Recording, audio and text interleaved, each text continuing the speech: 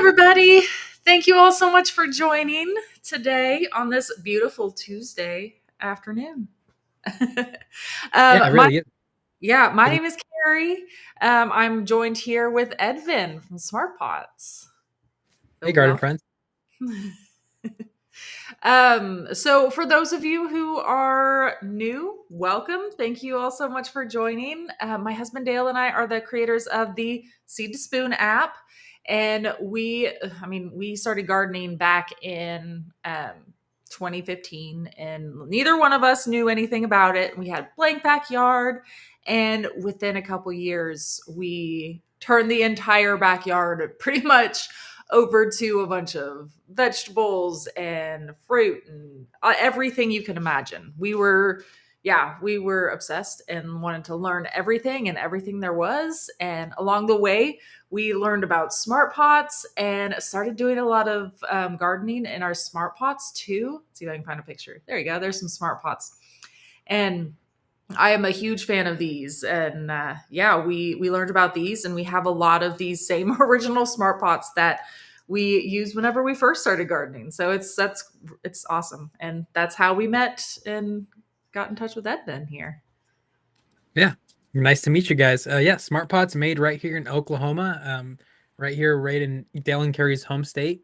I know they've been using theirs. Some of them for what is it like It's for been 10 years now. It's crazy yeah, because 10 years.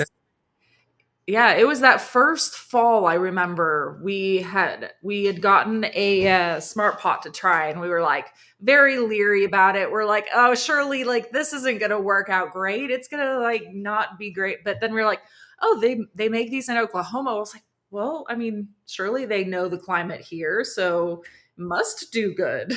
So we learned that they actually did do amazing. So that was fun. It was always a Yeah, fun experience, like going through and trying things out. especially in the garden, because it's like you don't know what's gonna happen, and then you come out and it's either good or bad. You never know.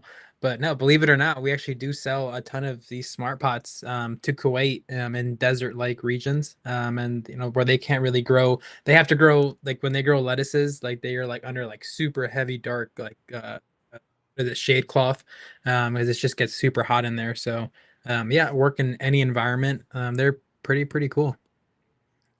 Awesome. Well, I see we have people from everywhere here right now. We have Oklahoma. Welcome. And that's where we are right now in Zone 7.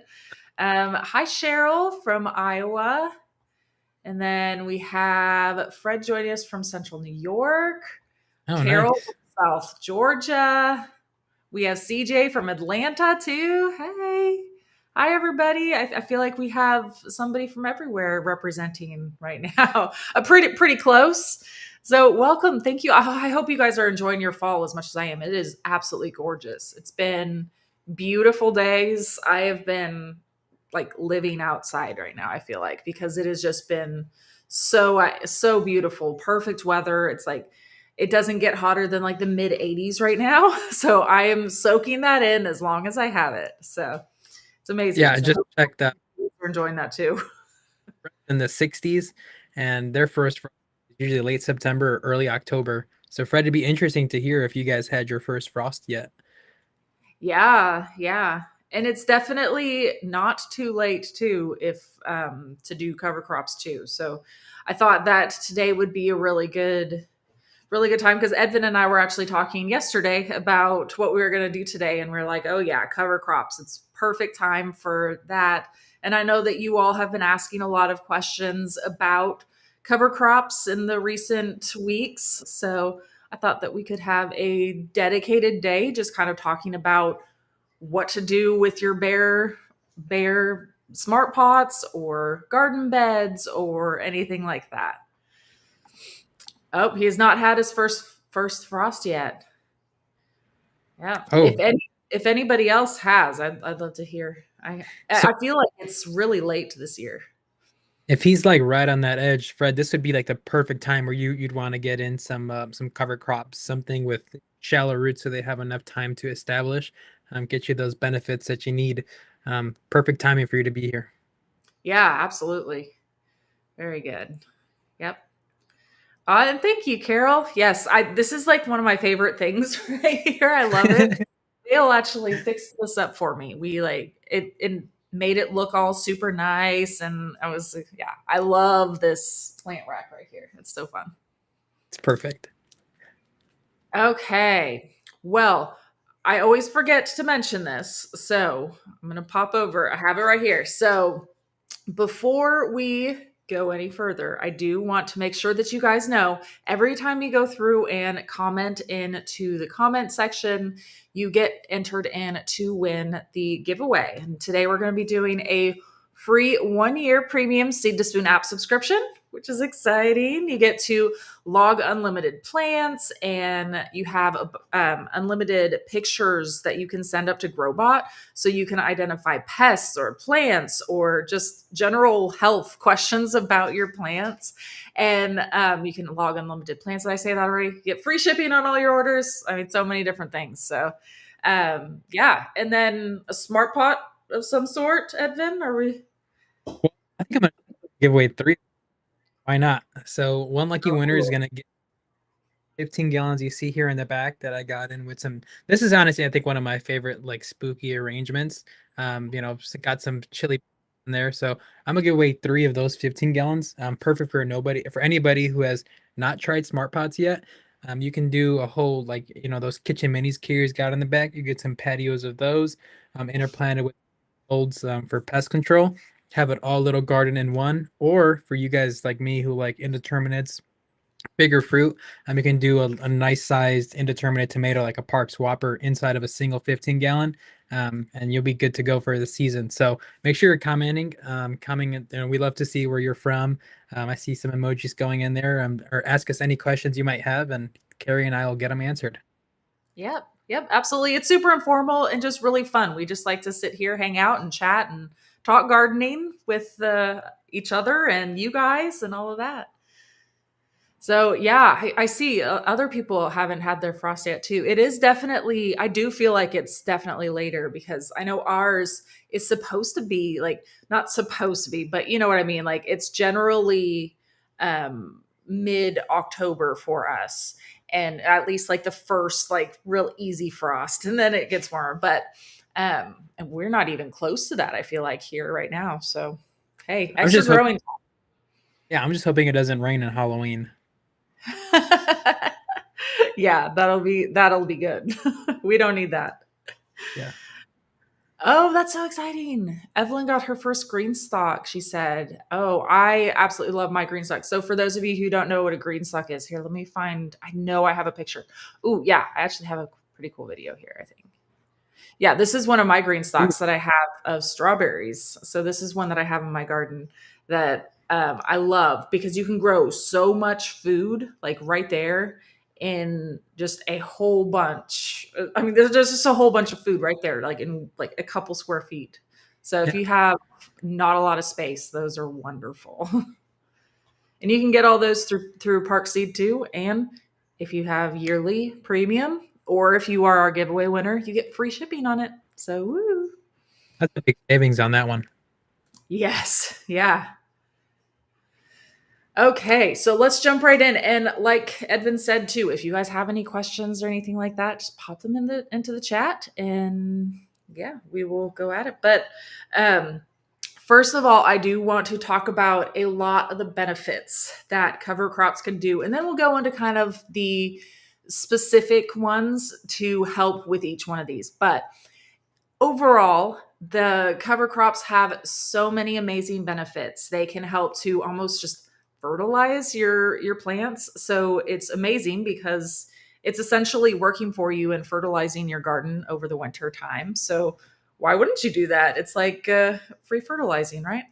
And then it also can help to do the erosion control too, because it helps make sure that none of your soil gets washed away or blown away if you have windy days, things like that. And also, I know one of everybody's probably favorite things to do is go out there and pull weeds, but I'm sorry, you won't have as many of those weeds to pull if you do some cover crops. So sorry about that, everybody.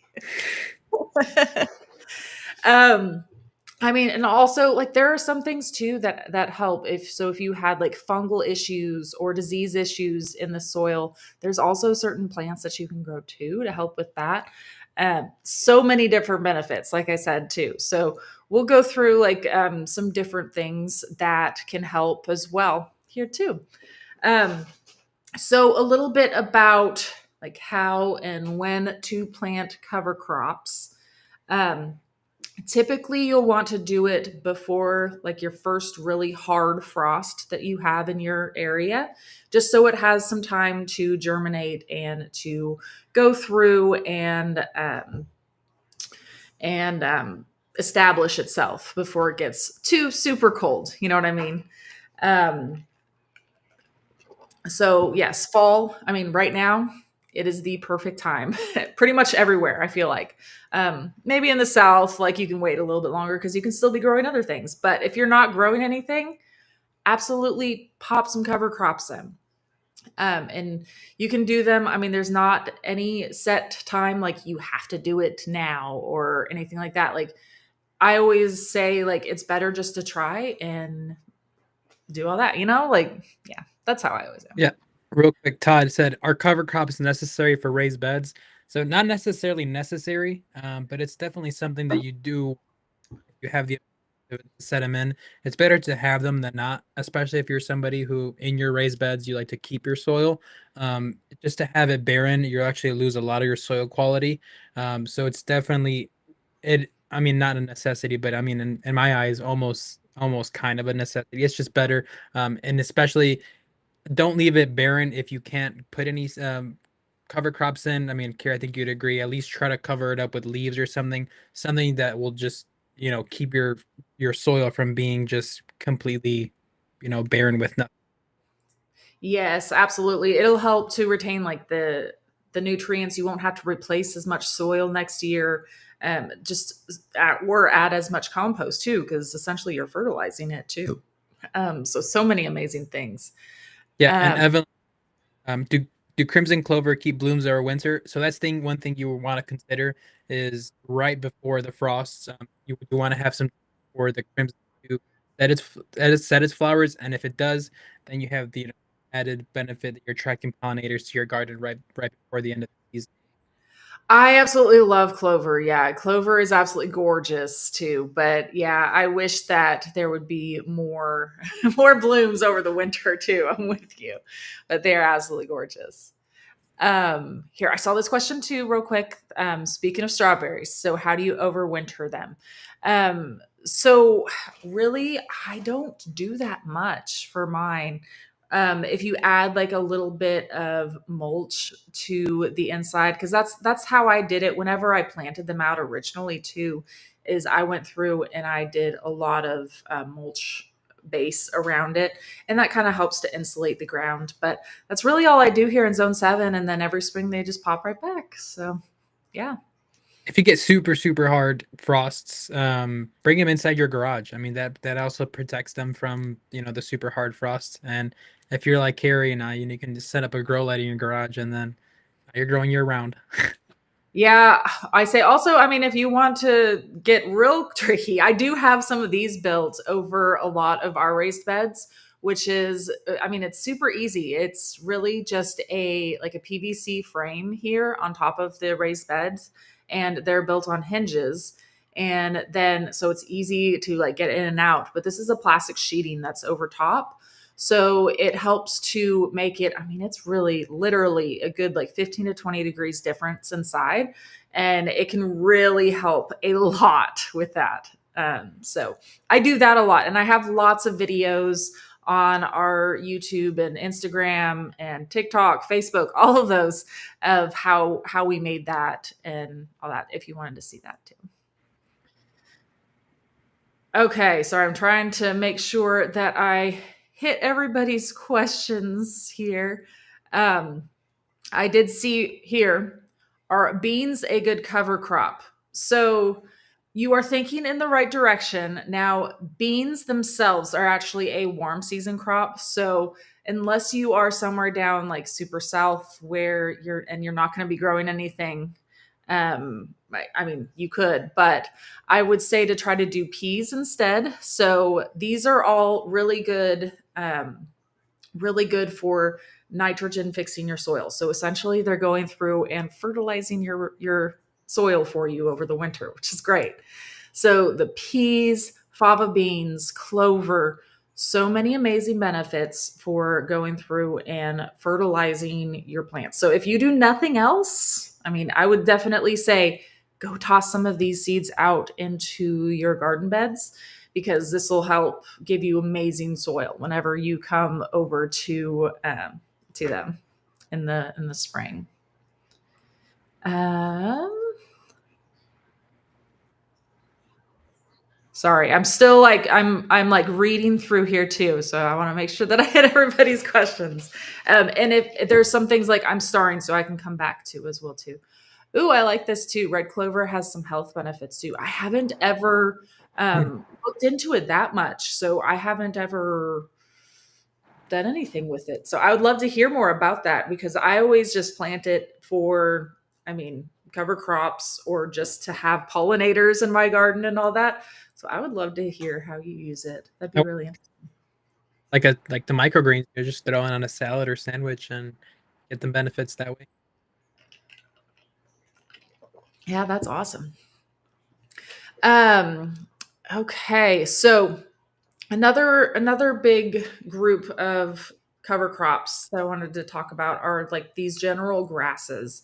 And these are ones that really help a lot with like erosion control and also to improve your soil structure. So it'll help to not only make it so you don't lose soil, it'll help to build up your soil. So if you are lacking in soil, it'll give you a lot of bulk into your soil for the next year, because you can go through and till these in at the end of the season, and it'll help to just boost up your soil.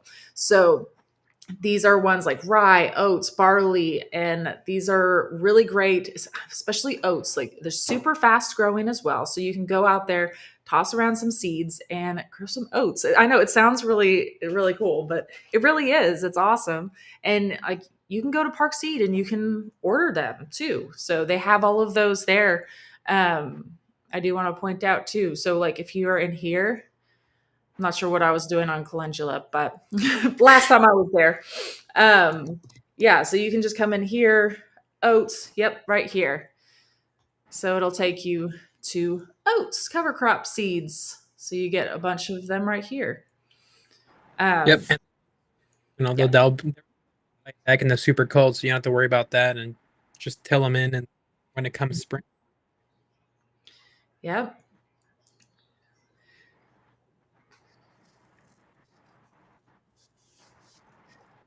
And then, of course, I know we were talking about how definitely pulling weeds is probably everybody's favorite thing to do. So I'm not sure if anybody wants to do these, but in case, yeah, weed suppression. I mean, if you do cover crops for nothing else, honestly, so it'll make it so much easier for you whenever you come to the spring, because honestly, the weeds will take over my garden if I don't have something growing in there.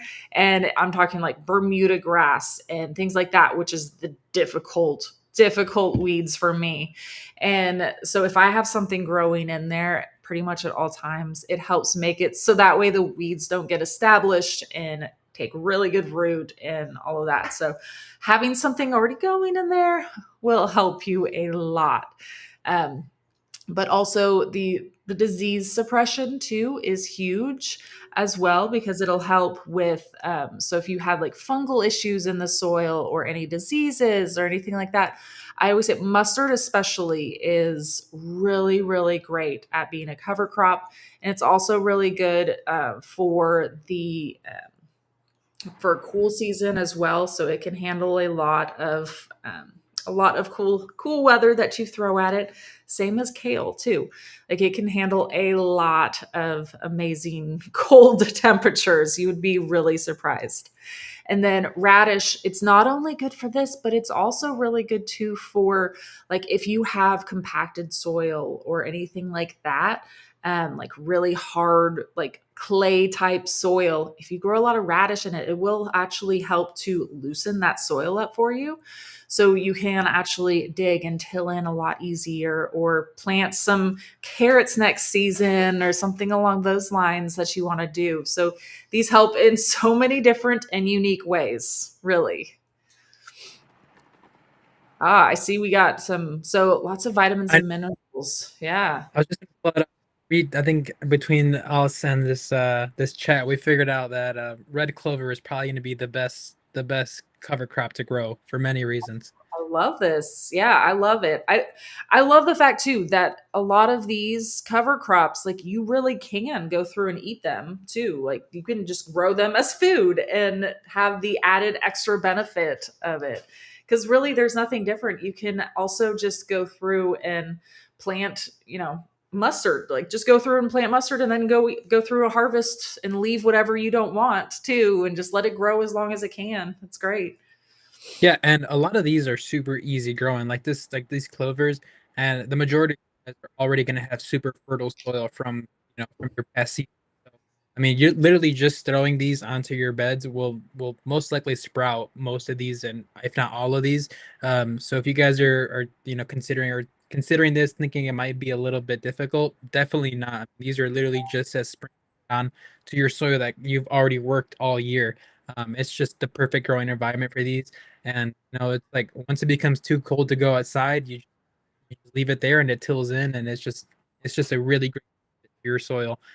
I know I saw somebody was asking about mushrooms that they had in their soil, and Lisa said, "I'm assuming I should dig up 2 huge mounds of mushrooms before I use cover crop." Carrie, I've used mushroom compost, and I personally till all my mushrooms in, but you might have a different um, tip on this. Yeah, absolutely. So I mean, mushrooms are an amazing compost, and it's actually a really good sign that your soil is super healthy and very good. So, I mean, I'm a fan of that Yeah. personally, and yeah, I would leave it myself, but um, yeah, yeah. I think the one thing that I have done when I have sprouted a ton of mushrooms in my beds, is on the Park Seed app. So if you ask a Growbot, if you want to ask him, hey, is this, what type of mushroom is this?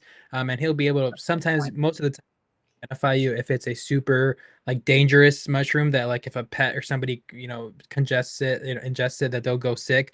If you want to do that as a precaution, you can. And then if you have pets, or if you have small children around, just as a precaution. But me, every time I've scanned it, it's just been normal mushrooms, and I just till them in. I'm not eating my soil anyways, but as a precaution if you wanted to. But like Carrie said, I mean, if you're growing mushrooms in your soil, it means you have very, very fertile soil. And for the most part, you can grow literally anything. So if you just throw anyone onto there, you're going to be growing. So, um, best thing I would do is just till it in, and just know you have really fertile soil.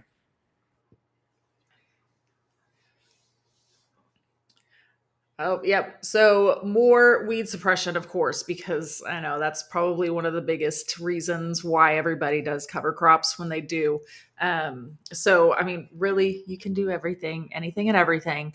But especially these oats, I do want to make sure I hit on those oats again, because oats are something, especially if you do have a first frost coming up really soon, or your first hard frost coming up soon. Oats will sprout really quick. So it's definitely something to look into and plant, because they're super fast and they will sprout fast and start growing real fast for you. And then it'll just be a lot quicker for you. But yes, I mean, pretty much anything that we talked about, as long as you have something growing in there, it's going to help a lot, and it's going to bring in pollinators. It's going to bring in a lot more extra life rather than just bare soil. So you'll have all of these good beneficial critters coming in. And I saw somebody asking earlier, it was quite a bit earlier, about squash bug. Here it is. Yeah, any cover crops to deter squash bugs. So while, I mean, I will say there are sayings that like radish will, but honestly, just doing your best to encourage a biodiverse garden, and having a lot of beneficials attracted into your garden is going to be the best way to help combat them as well too. And yeah, so that's definitely something to look at. Yes, you may have missed it earlier, but yes, you can actually get oats. I think I might still have it pulled up. Yeah, right here.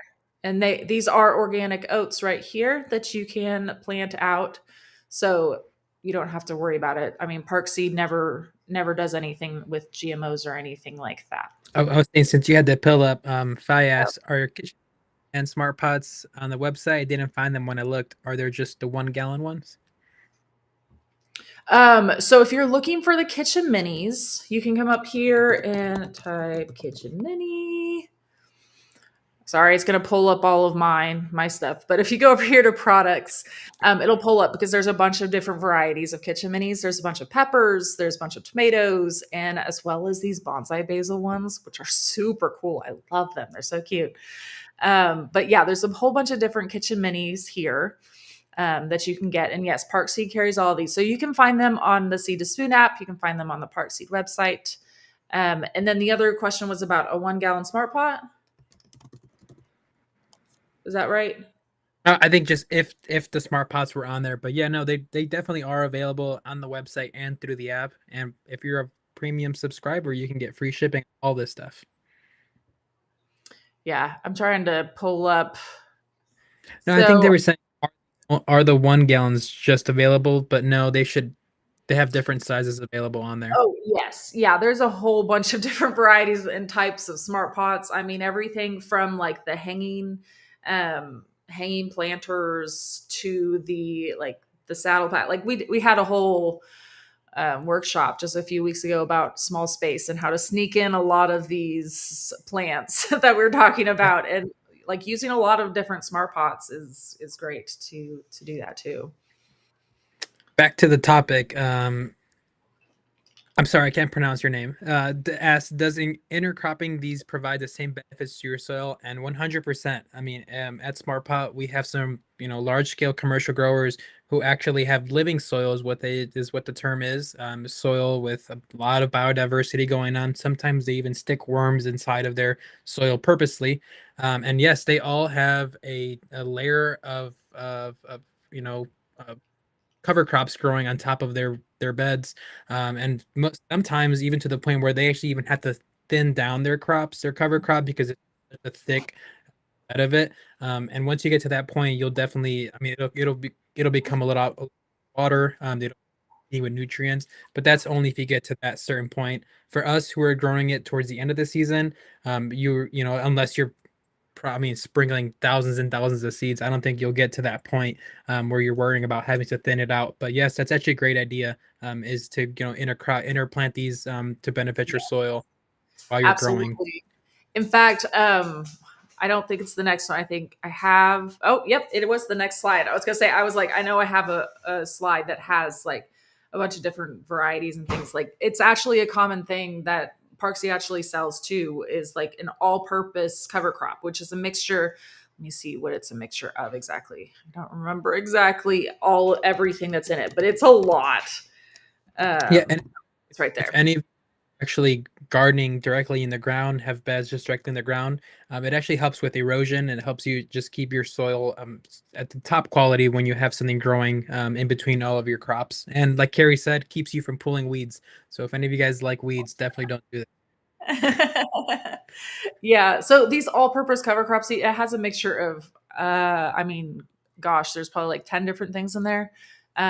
Peas, wheat, a lot of these, like, I can't even pronounce triticale, collard green, daikon radish, which is another really good, huge thing, especially for those squash bugs and things like that too.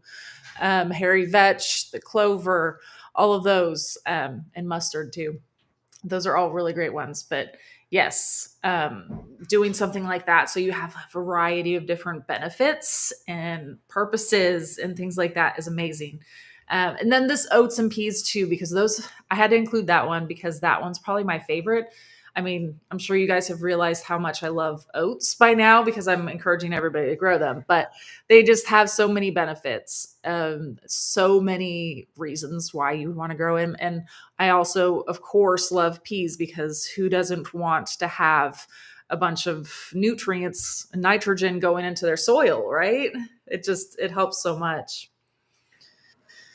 Yes. I mean, cover crops help in so many different ways and super easy to do it. I mean, just like we talked about, just going out and literally, quite literally, just sprinkling in your seeds, keep them moist while they're germinating, and then you can almost forget that you have anything growing out there. I mean, you'll still want to go in and water them every so often, but not, I mean, it's not like you're actually tending to a garden, if you know what I mean.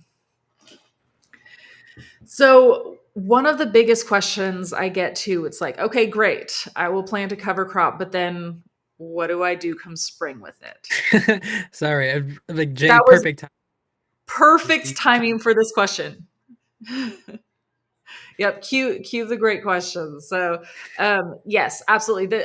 This is what everybody always has questions about. Well, what do I do? What do I do? So there's no like one thing. Honestly, like you can do a lot of different things with your cover crops, and people do a lot of different things too. So you'll want to go through somehow. Depends on what you're growing to, because some things will just die over the winter naturally because they can't handle the temperatures that you have. So whenever that happens at the end of the season, I mean, you can just go in and I mean, you can pretty much immediately just start planting. Uh-oh. You can just go in and immediately start planting, which is amazing. So sorry, you go, now I'm getting the alert. Hold on. Amber, sorry,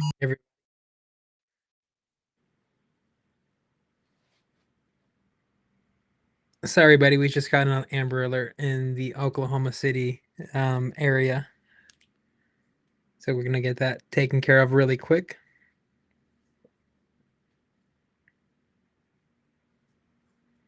Using my Uh, phone as a camera too, so I had to like, and I have it on do not disturb, but I guess those notifications yeah, come through even on that. I guess. So anyways, we're back. Um yes, what was I saying? Oh yes. So a lot of things will just naturally die at the end of the season. So you don't really have to worry a lot about those things. Now, other things that might have gotten like really large and in charge and all of that, and you're like, what do I do? You can go through, like, you can mow it down if you want to, or take a weed whacker and like weed whack it down, or you can just chop it too. And then once you do that, I mean, you can just let it sit there for like a week or two and just kind of let it sink into the soil, or you can till it into the soil as well too, which is essentially just mixing up the soil. So taking what's left of the cover crop and just kind of mixing it into the soil, so you're boosting up your soil by adding a lot more structure to it, a lot of nutrients to it, and I mean it works out great. And you only need to wait, like, so you need to do this like a couple weeks before you want to go through and plant, so that way things are broken up and broken down fast enough before you go in and start planting your spring plants.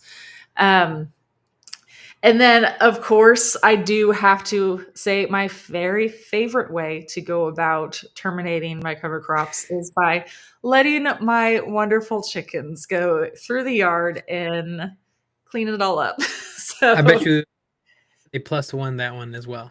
it's a fun one. It works perfect. But yeah, I mean, I know not everybody has that option, but I did have to put that on there because it is my favorite way to go through. And yeah. Great friend has a question for us. I'm reading, trying to learn about till versus no till. Your thoughts? Personally, I am have my cover crops ready and they're all dead. I just go ahead and I till it in. Carrie, you might have a different method. I actually, it's a great point that you bring that up because I don't even think I've looked up at the cons to So doing that. typically they say the cons are is like you might get some more weeds because you're getting the weeds in from underneath the soil that have been there and you're kind of like working it all up. That's that was my always biggest con that I saw. I'm sure there's other ones too, but that's probably one of my biggest ones that I focused in on. And That makes but for sense. me, it was worth it too to have to come in. Like I honestly haven't noticed a huge difference myself on weeds with till versus no till, but with the cover crops, I mean, I'm just going to come in and I'm not going to like work them in like really deep into the soil, but I am just going to gently till them under. So I'm not like going super deep into the soil, if that makes sense. So it's kind of like a medium ish. But yeah, I mean, I always do till for my raised beds and all of that. But um I think it's good. It's just another opportunity too that you're going into your beds, looking at what's going on. You might notice, you might notice a weed you hadn't seen or a bug or something. You're catching it early as opposed to just not going and checking that out. So good point. Yeah. I like this too. Great call out. Yes, I actually do let my goats in too as well. And I actually did that this year and let them go into the garden itself. And I just covered the areas I didn't want them to eat because I had like I had a few like perennials and things like that in smart pots. So I just moved the smart pots over to another area and I just covered the things that I didn't want them to eat, like my strawberries that were in ground.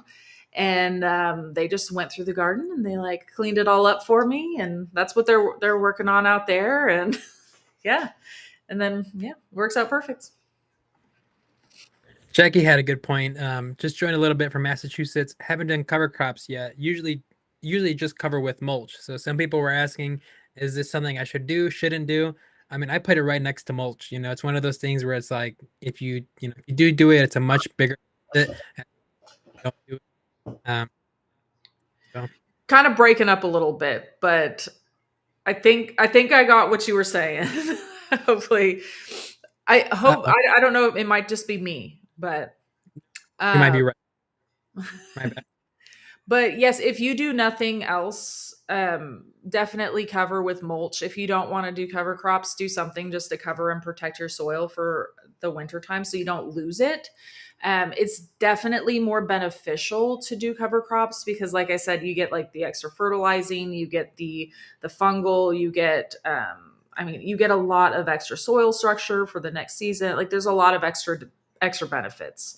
But mulch is better than nothing, I will say, too. So I mean, it's not like it's bad. It's you're protecting your soil and all of that. You're just not doing any of the extra like fertilizing or anything like that of it too.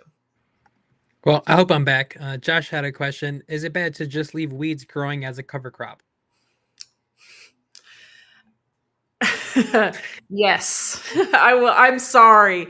Yeah. I wish there was a better answer, but I am going to say yes because if you let them grow longer, they are going to get more established, which is going to be more difficult to pull them come springtime, and more likely that they will go to seed also too and give you more baby weeds to have to play pull weeds with. So um I personally, I mean, not to say that I don't do this too. I mean, I definitely have areas that get taken over by weeds, and I'm like, ugh, I will deal with that next spring. But I do have a very large garden myself, so An acre. yeah, most of my area, like I do try to make sure that I do not let the weeds take over because once they do start to take over, it is a challenge to get them back. It really is. So, as much as you can do to prevent having weeds, now I will say though, if you had like your plants like from summer or something like that you want to leave in there, I do that sometimes too. So if you have like just plants in there like your beans, that you were growing over the summer, and they're not going to survive over the winter obviously, but you can obviously just leave those there too. But I mean, it is best practice to do like an actual cover crop or something like that, but I understand that not everybody has time for that. So having something covering your soil is going to be better than nothing. But not weeds, though. I'm sorry. Yeah, I mean, to Dell and Carrie's, point, they literally have, they're gardening in an acre, and they've, worked theirs over the years to the point where their weeds are actually cover crops, and sunflowers and other flowers of such. So it's definitely a lot better to maintain it that way, than to just let it go, because then you have a much larger problem that you have to deal with. Yes, yes, absolutely. Because especially with Bermuda grass, oh my gosh, the Bermuda grass is a nightmare to deal with. And I mean, we battled it before. It is challenging. You just need to go through, and what we've done is put down like some cardboard on top of like the Bermuda soil, and then we put a bunch of mulch on top of that, and it kind of like smothers it out, but still, like, Bermuda is relentless, so it can be super challenging sometimes. So yeah, but definitely try to keep them under control if you can, because yeah. Yep. Okay, well, that was our cover crops. Like I said, if you guys have any questions or anything else like that, please feel free, pop them into the chat. um Janet had a really quick question on the Park Seat up. Just realized your subscription expired. How can she get it back? If you want to just show us that really quick. Yeah, yeah. So, really quick, I do want to reassure you, even if you don't have, if you had a premium subscription before and you opt not to renew it, none of your information is ever going anywhere. It's always going to be right there for you. So, you don't lose anything. You just lose the ability to add more or to use Growbot or get the free shipping, like all of that. So, all of your information is still there. So, don't worry.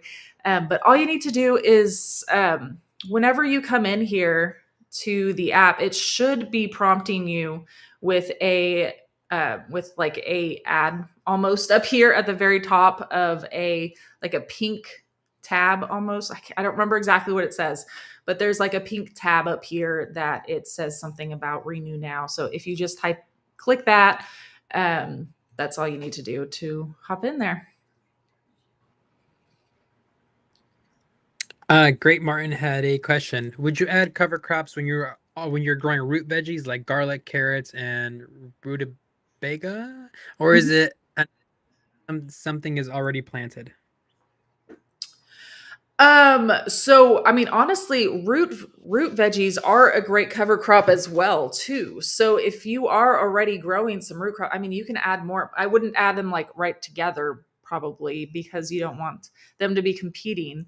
But if you have open space, absolutely go for it. Add in like peas or the oats or something along those lines, that'll help to suppress the weeds and to encourage beneficials and to, yeah, all of those things. But root crops are great too on their own.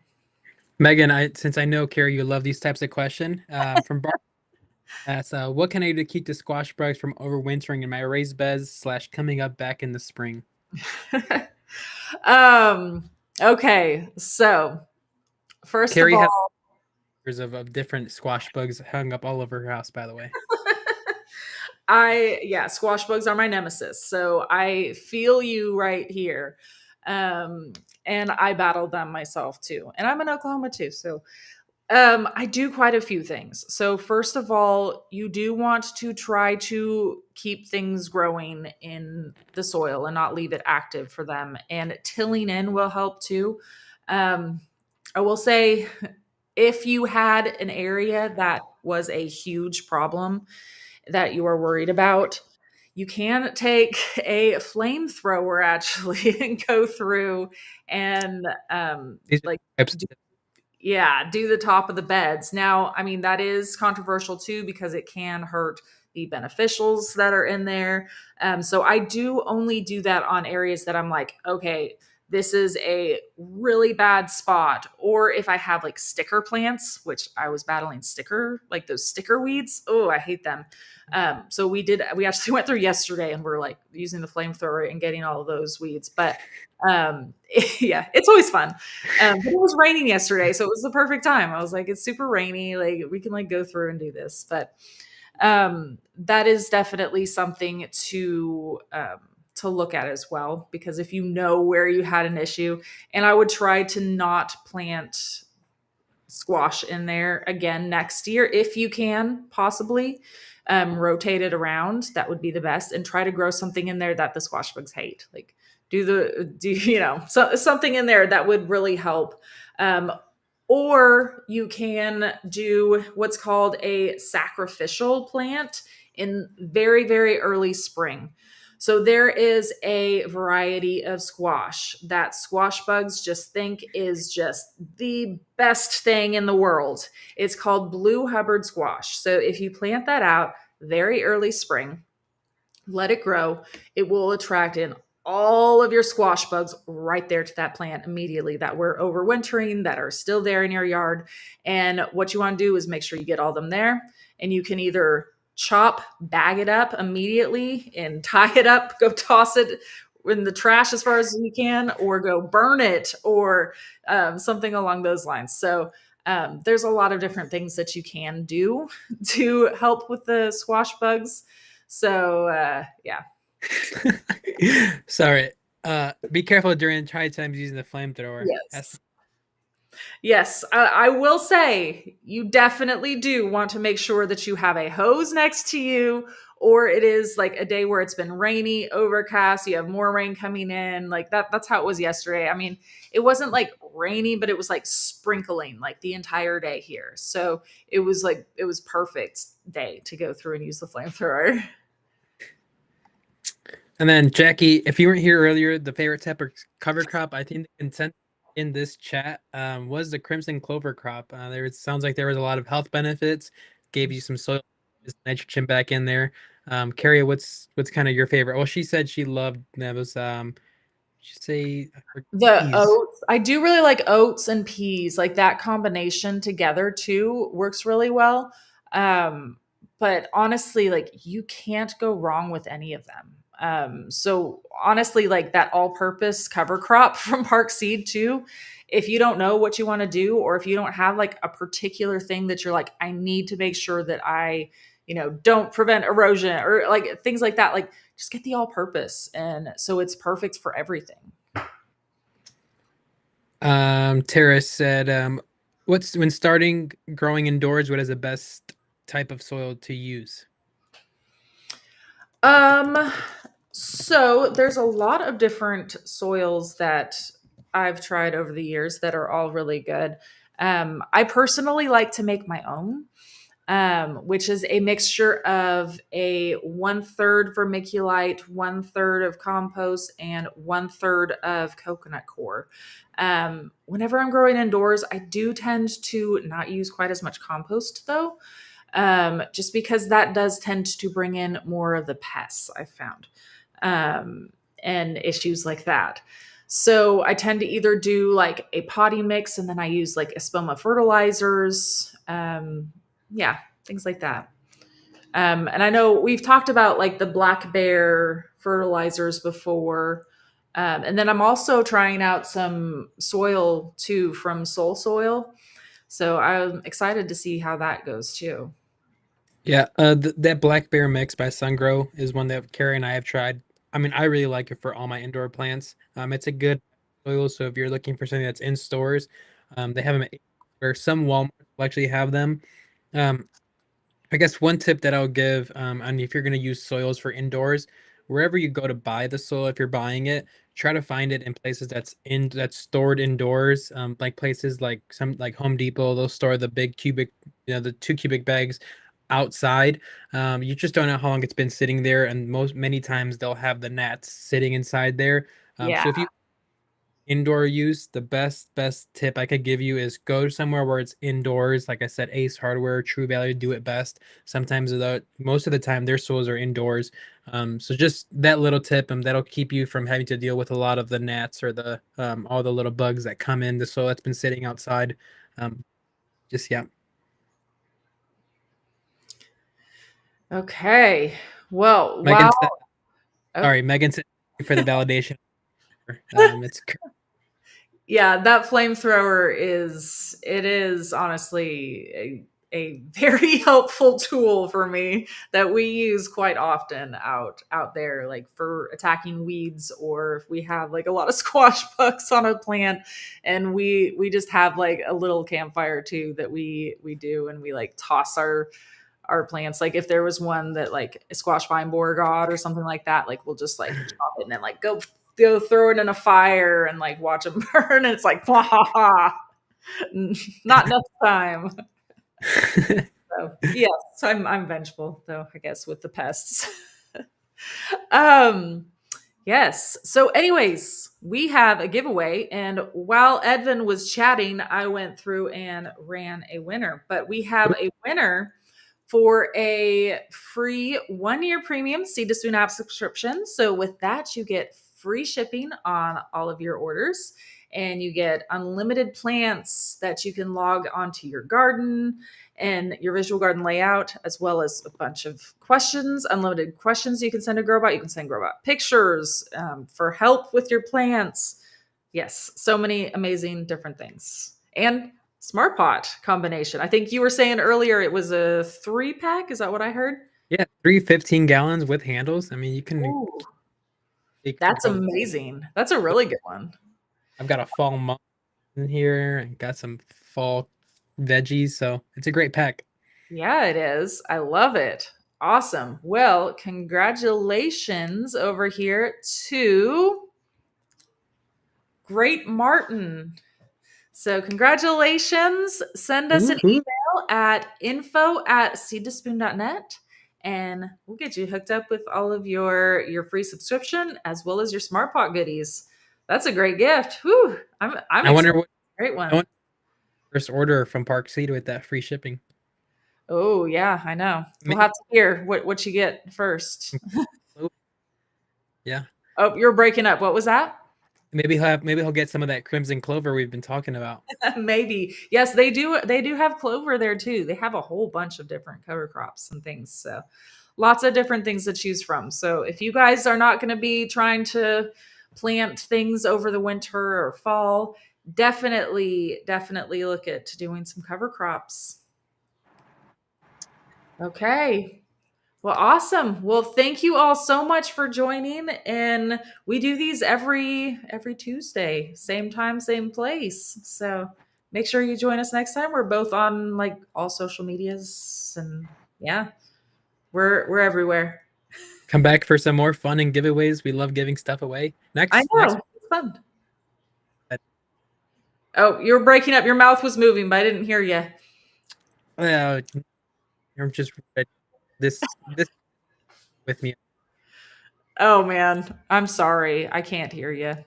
Well, it is that time anyways, so okay. Well, thank you all so much for joining, and we will see you next week. Bye, everybody.